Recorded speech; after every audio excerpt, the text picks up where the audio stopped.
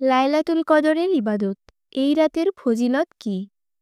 লাইলাতুল কদর প্রত্যেক মুসলমানদের জন্য সৌভাগ্যের রাত্রি, ইবাদত বন্দেগী করার রাত্রি, গুনাহ মাফ করার রাত্রি।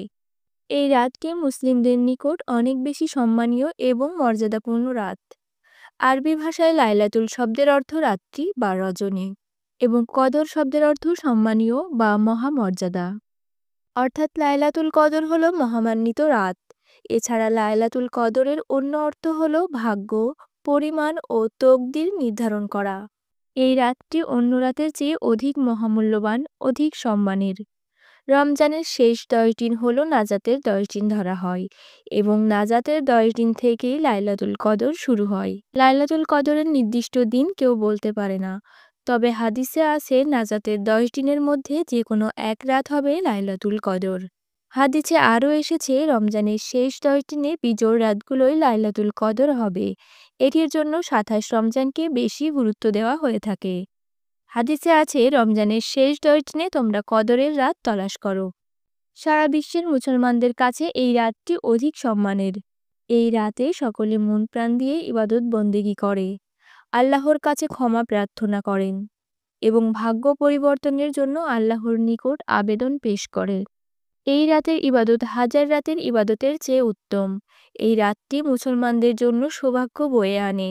কদরের রাতে আল্লাহ বান্দাদের ইবাদত অধিক পছন্দ করেন এবং সকল গুনাহ মাফ করে দেন। লাইলাতুল কদরের দোয়া। আল্লাহুম্মা আফুউন তুহিব্বুল আফওয়া ফাফু আন্নি। অর্থ: হে আল্লাহ, আপনি ক্ষমাশীল, ক্ষমাকে ভালোবাসেন, তাই আমাকে ক্ষমা করে দিন। নাজাতের 10 দিন এই দোয়াটি সবচেয়ে বেশি পড়ার জন্য গুরুত্ব দেওয়া হয়েছে। আপনারা এই দোয়াটি সবচেয়ে বেশি বেশি পড়বেন কদরের রাতগুলোতে। লাইলাতুল কদর বা শবে কদরের রাতের ফজিলত অনেক।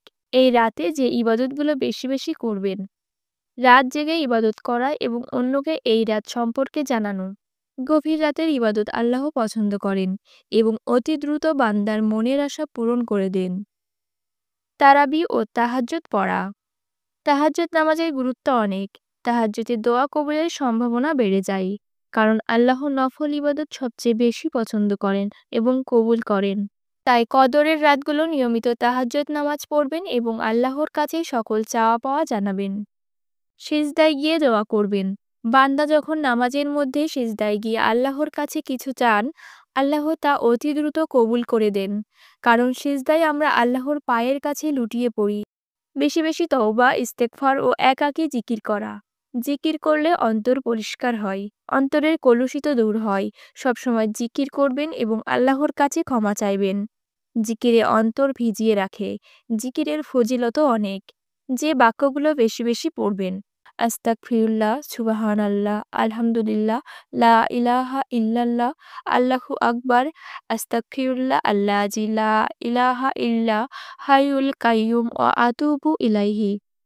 কোরআন তিলাওয়াত করা। কদরের রাতে বেশি বেশি কোরআন তিলাওয়াত করবেন আপনারা এবং একাগ্রচিত্তে বেশি বেশি দুরূদ পাঠ করবেন।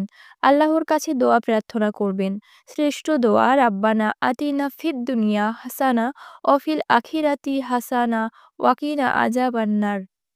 অর্থ: হে আমার প্রভু, আমাকে দুনিয়াতে কল্যাণ দান করো, আখিরাতেও কল্যাণ দান করো এবং আমাকে দোজখের আযাব থেকে রক্ষা করো। সূরা আল বাকারা আয়াত 201। মনে রাখবেন, অন্য মাসের চেয়ে রমজান মাস অধিক বরকতপূর্ণ এবং রহমতের মাস। এই মাসে ইবাদতে অন্য মাসের চেয়ে বেশি সওয়াব পাবেন। তাই সকলে বেশি বেশি নফল ইবাদত করুন।